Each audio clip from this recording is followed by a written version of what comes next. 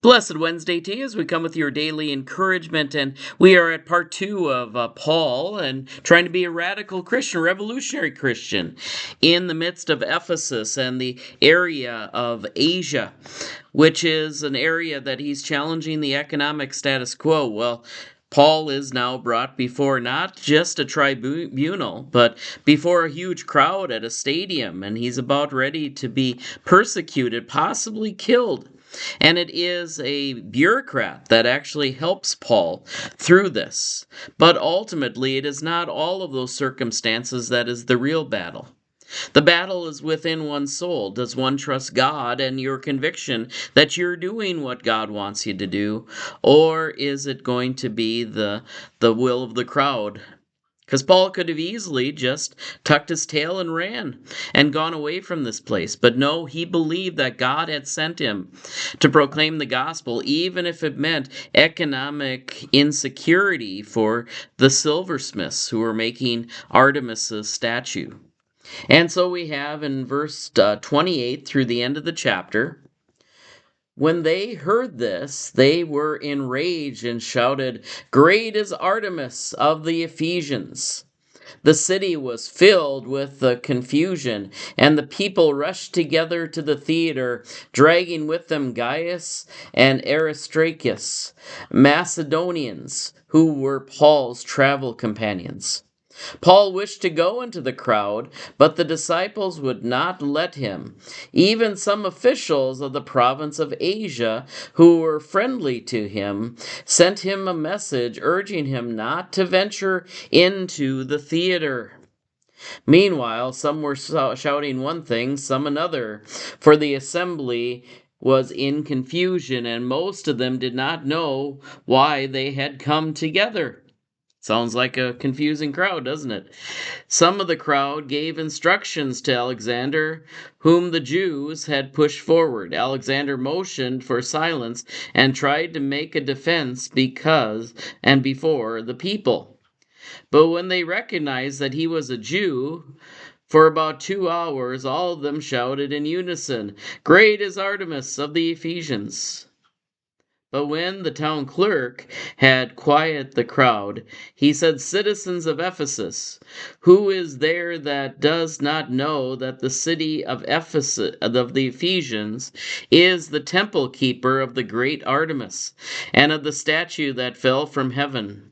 Since these things cannot be denied, you ought to be quiet and do nothing rash.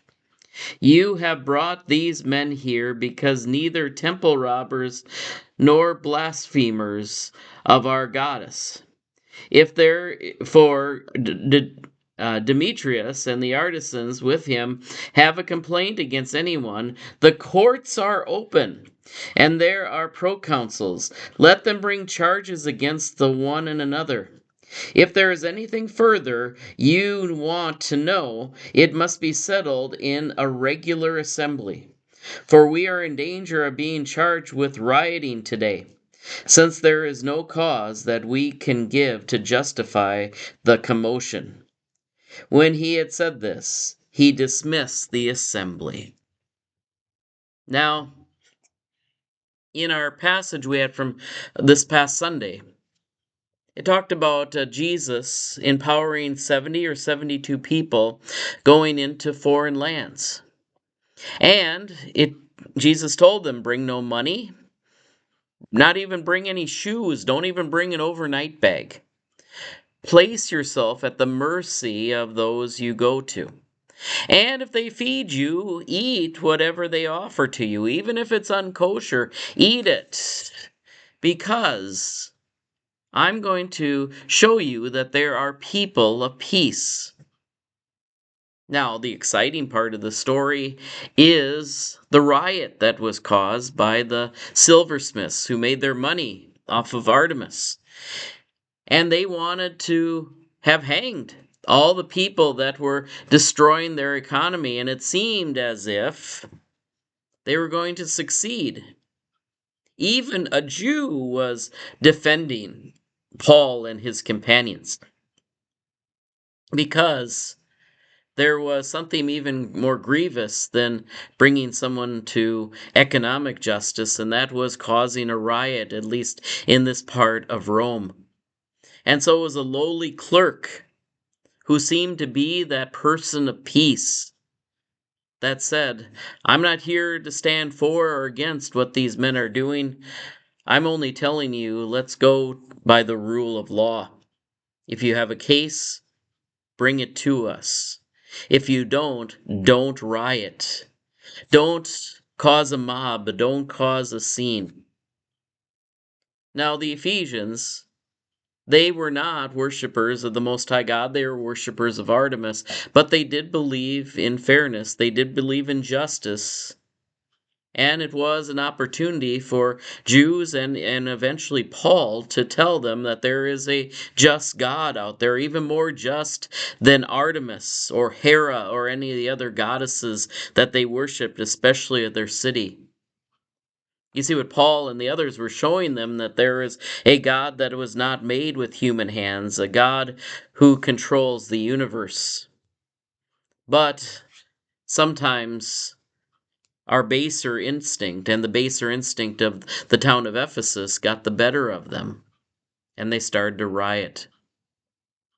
My friends, what would you do? But there was a confidence that Alexander, who was a worshiper of the God of Israel, had. There was a confidence that Paul had, that no matter what type of persecution may bring, there would be a God who would make things right. There would be a God who is greater than one made with human hands. And that is, I think, the challenge for us today. What is the God that you ultimately trust in? Would you be compelled with the crowd to get in a frenzy to persecute one just because they're ruining your economic base? Or would you persecute them because they're challenging you, that your God or goddess that you worship? Whether it might not be the name Artemis, it might be greed or lust or some other vice that you are infatuated with. Is it going to bring you health? Is it going to bring you true wealth and justice? Or is it going to lead you to cause the innocent to be persecuted? You see, as a Christian, we're called to trust in the true God, not the one made with human hands. As we celebrate our nation during these days of the 4th of July, it's not about being the greater American, it's about being the greater God-fearer. Because America was strong and is strong when it fears God. When it is not just ironic that we have our nation under God, but that our nation trusts in God first. Trust in justice first. Trust in the real God of heaven and earth, the one who makes things, the one who does things, not the idols that deceive us, that may make us wealthy in human things, but sell our soul in the end. God bless you today. We trust that these are words of encouragement. Take care. God bless. We'll see you tomorrow.